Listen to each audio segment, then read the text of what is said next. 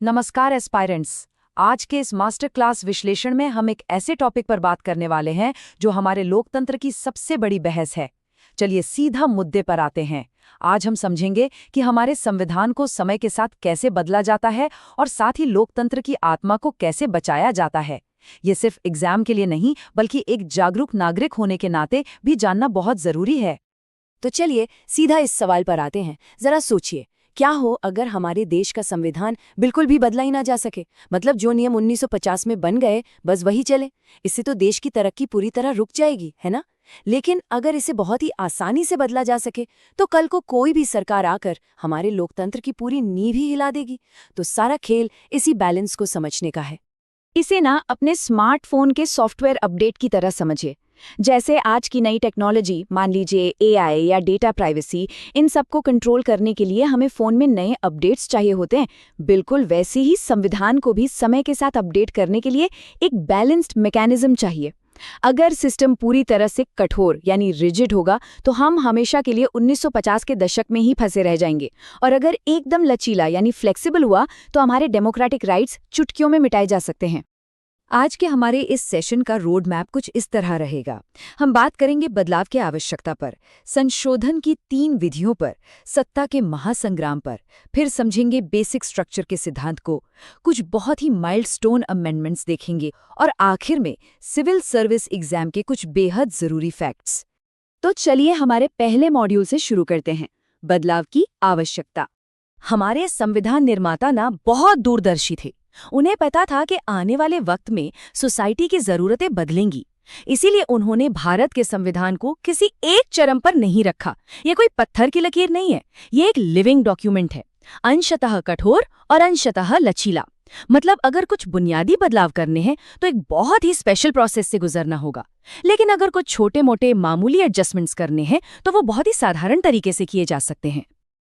अब आते हैं दूसरे हिस्से पर, संशोधन की 3 विधियां। और यही एंट्री होती है आर्टिकल 360 की। ये हमारे संविधान में बदलाव का मेन इंजन है। इसके अंडर मुख्य रूप से 3 रास्ते मिलते हैं। स्क्रीन पर देखिए। पहला है सिंपल मेजॉरिटी या साधारण बहुमत, जैसे अगर तेलंगाना जैसा कोई नया राज्य बनाना हो। दूसरा है स्पेशल मेजॉरिटी, जो फंडामेंटल राइट्स या डीपीएसपी जैसी गंभीर चीजों के लिए इस्तेमाल होता है। और तीसरा, जो सबसे मुश्किल है, स्पेशल मेजॉरिटी के साथ साथ कम से कम आधे राज्यों की परमिशन। ये तब यूज होता है जब फेडरल स्ट्रक्चर या राष्ट्रपति के चुनाव जैसे बहुत ही कोर मुद्दों में बदलाव करना हो। अब यहाँ एग्जाम्स के लिए एक बहुत ही कमाल की मेमोरी ट्रिक है। सिंपल मेजॉरिटी का सीधा सा गणित क्या है? 50% + 1, यानी सदन में जो सदस्य उस वक्त मौजूद हैं और वोट कर रहे हैं उनका आधे से एक ज्यादा। बस एक छोटी सी बात हमेशा याद रखनी है कि टेक्निकली इसे आर्टिकल 368 के दायरे से बाहर का अमेंडमेंट माना जाता है। अब इस स्पेशल मेजॉरिटी वाले मैथ्स को एकदम क्रिस्टल क्लियर कर लेते हैं। इसमें 2 शर्तें एक साथ पूरी होनी चाहिए। पहली, टोटल मेंबरशिप का मेजॉरिटी, और दूसरी, जो मेंबर्स प्रेजेंट हैं और वोट कर रहे हैं उनका 2/3 यानी 2/3। इसे ऐसे समझिए, मान लीजिए लोकसभा में टोटल 545 मेंबर्स हैं और किसी दिन 450 लोग वहां मौजूद हैं, तो मेजॉरिटी के लिए 273 से ज्यादा का सपोर्ट तो चाहिए ही, लेकिन साथ ही उन 450 मौजूद मेंबर्स का 2/3 यानी 300 वोट्स भी मिलने जरूरी हैं। ये कैलकुलेशन ना दिमाग में एकदम सेट कर लीजिए। चलिए अब आगे बढ़ते हैं अपने तीसरे टॉपिक पर, सत्ता का महासंग्राम। यहाँ से ना ये पूरी कहानी एक हिस्टोरिकल थ्रिलर बन जाती है। पार्लियामेंट और देश के सुप्रीम कोर्ट के बीच एक जबरदस्त टग ऑफ वॉर शुरू होता है। ये टाइमलाइन एक पेंडुलम की तरह है। देखिए, 1951 के शंकरी प्रसाद केस में सुप्रीम कोर्ट कहता है कि पार्लियामेंट फंडामेंटल राइट्स को बदल सकती है। फिर 1967 में गोलकनाथ केस आता है और कोर्ट बिल्कुल पलट जाता है, कहता है पार्लियामेंट इन्हें नहीं छू सकती। इसके जवाब में पार्लियामेंट 1971 में 24वां संशोधन ले आती है और कहती है कि हमारे पास संविधान की किसी भी हिस्से को बदलने की एब्सोल्यूट पावर है। मतलब अधिकारों की ये लड़ाई एकदम अपने पीक पर पहुंच गई थी।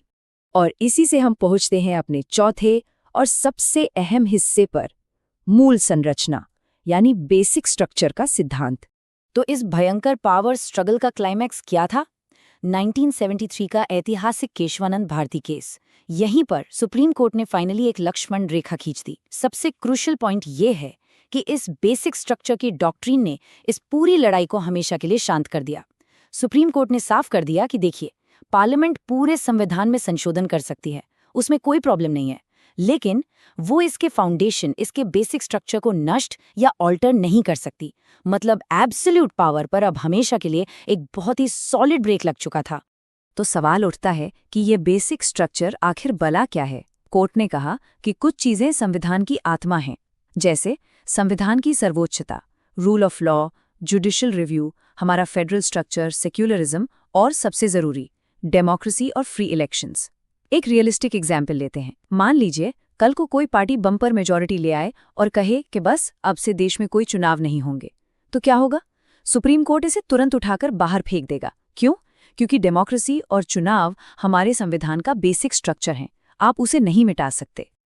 अब आते हैं भाग 5 पर, मील का पत्थर साबित हुए संशोधन। चलिए अब एग्जाम के पर्सपेक्टिव से कुछ रैपिड फायर हिस्टोरिकल फैक्ट्स देखते हैं।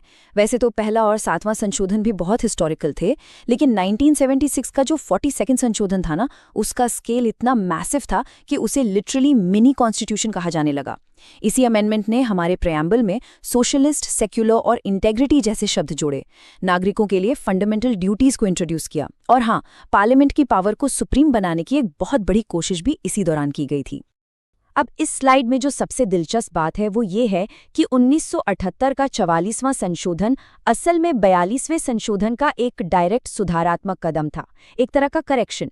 इमरजेंसी खत्म होने के बाद ये डेमोक्रेसी की वापसी का सिंबल था। इसने न सिर्फ इमरजेंसी पावर्स के गलत इस्तेमाल को लिमिट किया, बल्कि जो राइट टू प्रॉपर्टी यानी संपत्ति का अधिकार था ना, उसे फंडामेंटल राइट्स की लिस्ट से ही हटा दिया। ये एग्जाम में बहुत बार पूछा जाता है। अब हम पहुंच गए हैं अपने आखिरी सेक्शन पर, सिविल सेवा परीक्षा के महत्वपूर्ण तथ्य। तो इस पूरे एक्सप्लेनर को समराइज करने के लिए एक जबरदस्त 368 मेमोरी ट्रिक शेयर कर रहा हूं। यह आपके लिए एक गेम चेंजर हो सकती है। 3 का मतलब अमेंडमेंट की 3 प्रोसेस जो हमने डिस्कस की। 6 का मतलब बेसिक स्ट्रक्चर के कम से कम 6 कोर प्रिंसिपल्स जो आपको फिंगर टिप्स पर याद होने चाहिए। और 8 का मतलब है कि एग्जाम हॉल में जाने से पहले इस पूरे टॉपिक को कम से कम 8 बार रिवाइज करना है। सीरियसली, अगर आपने ये कर लिया तो संविधान की ये अपडेट मशीन आपके दिमाग में पूरी तरह से छप जाएगी। और इस चर्चा को खत्म करने से पहले एक बहुत ही प्रोफाउंड सवाल छोड़ के जा रहा हूं। ये सीधा आपकी यूपीएससी मेंस में पूछा जा सकता है। सोचिए, क्या ये बेसिक स्ट्रक्चर का सिद्धांत हमारे चुने हुए प्रतिनिधियों की पावर को अनुचित तरीके से रोकता है, या फिर ये असल में लोकतंत्र को खुद उसी की कमजोरियों से नष्ट होने से बचाता है? इस पर जरूर सोचिएगा, क्योंकि हमारा संविधान सिर्फ नियमों की कोई किताब नहीं है, ये एक आगे बढ़ते हुए राष्ट्र की धड़कती हुई आत्मा है। चलिए, आज के लिए बस इतना ही। सीखते रहिए और आगे बढ़ते रहिए।